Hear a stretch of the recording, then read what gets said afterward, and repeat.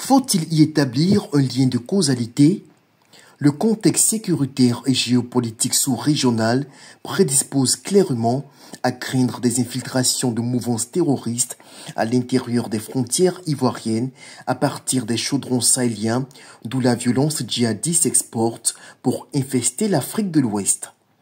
Invité à fournir dans l'une des éditions d'information de France 24 des éclairages sur l'enquête dont il est l'auteur à propos de l'arrestation en Côte d'Ivoire et à Madagascar d'éléments de l'État islamique actuellement aux mains des renseignements ivoiriens, le journaliste du quotidien français Le Monde, Benjamin Roger, a également révélé le démantèlement sur le territoire ivoirien de cellules du Jénim, filiale d'Al-Qaïda dans la sous-région ouest-africaine.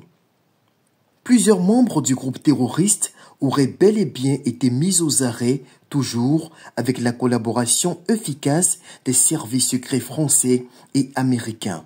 Des faits qui, selon lui, surviennent assez régulièrement.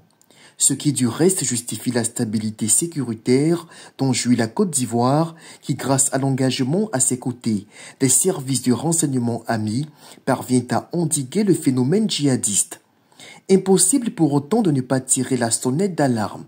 Le Jénim a établi sa base sahélienne au Burkina Faso, d'où il opère dans l'ensemble de la bande sahélienne. Rien n'exclut des tentatives régulières d'infiltration de ces mouvements terroristes, d'autant plus que la Côte d'Ivoire est depuis plus de 8 ans dans l'œil du cyclone de l'ogre islamiste dans la sous-région. En mars 2016, c'est encore Al-Qaïda qui avait commis la toute première attaque terroriste sur le sol ivoirien dans la station balnéaire de Grand Bassam. Un carnage qui avait causé la mort de 19 personnes.